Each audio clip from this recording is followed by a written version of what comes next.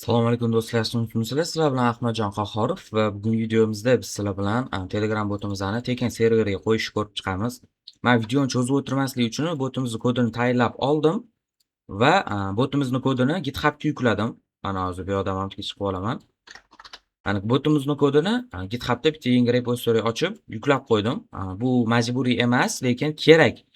Ya'ni botimizni kodini GitHubga yuklaganimiz Python Anywhere'ga yuklashga qulaylik yaratadi bizga. Endi Python Anywhere saytiga kirib bitta akkaunt ochib olasizlar. Buni ochish umuman qiyin emas. Liboy odam ocha oladi.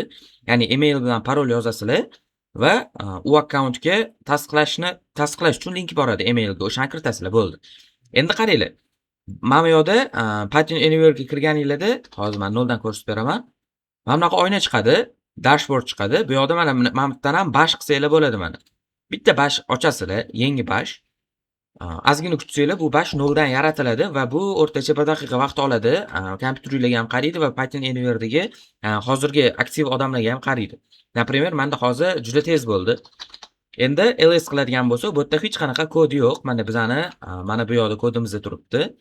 Buni git clone qilib olishimiz kerak. Mana botimizning kodi olindi. Endi biz bemalol testbotga kirishimiz mumkin va buni Python 3.10 qilib, ya'ni Python 3.10 da yozilgan bu. Shuning uchun Python 3.10 va iogram 225 da yozilgan botlar Python 3.10 bilan yaxshi kelishadi. Asinxron kutubxonalar bilan muammo bo'lmaydi.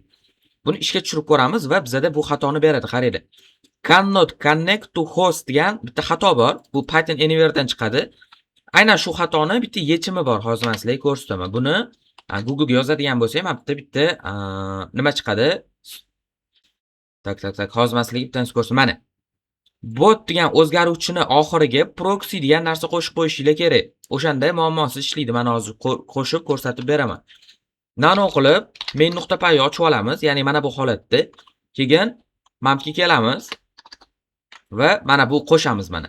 Bot token va yoniga mana proxyni oddiygina qo'shib qo'ydim. Endi biz bu kodni saqlanib qilamiz.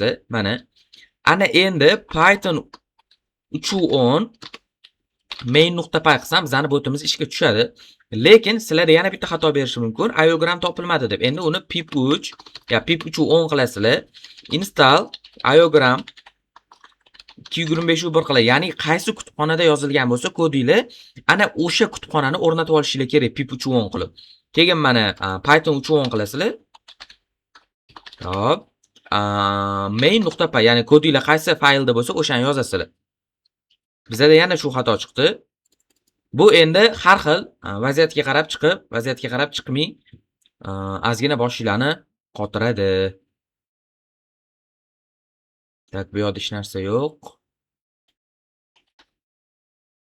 Mana ko'rdinglarmi? Ya'ni chiqdi, endi chiqmadi. Hech narsa qilganim yo'q. Ozgina kutdim va qaytadan ishga tushirdim, bu xato chiqmadi. Endi biz Telegramdan o'sha botga qaraydigan bo'lsak, hozir ko'rsataman mana. Start bosadigan bo'lsa, bizga mana salom, do'stim, botingiz ishga tushgan deyapti. Ya'ni mana kompyuterimda bot o'chiq turibdi. Mana terminaldan hech qanaqa bot yoqilmagan mana. Lekin bizga javob kelyapti. Endi biz botdan chiqib ketadigan bo'lsa, start bossa mana botingiz ishga tushgan deb turibdi. Ya'ni biz saytdan chiqib ketdik, kompyuterimizni hozir o'chirib ham qo'yishimiz mumkin, lekin botimiz ishlab turaveradi va bu tekin muhimi. 1-2 kun ichida botinglar o'chib qoladi. Ichariga kirib yana xuddi shu ishni qilasizlar. Terminaldan bitta yoqib qo'yasizlar. 5-10 minut vaqtingiz ketadi va yana 1-2 kun sizlarga botinglar xizmat qiladi. Bugungi video shundan iborat edi. Agar video yoqqan bo'lsa kanalga obuna bo'lib, like bosib qo'yish esdan chiqmasin.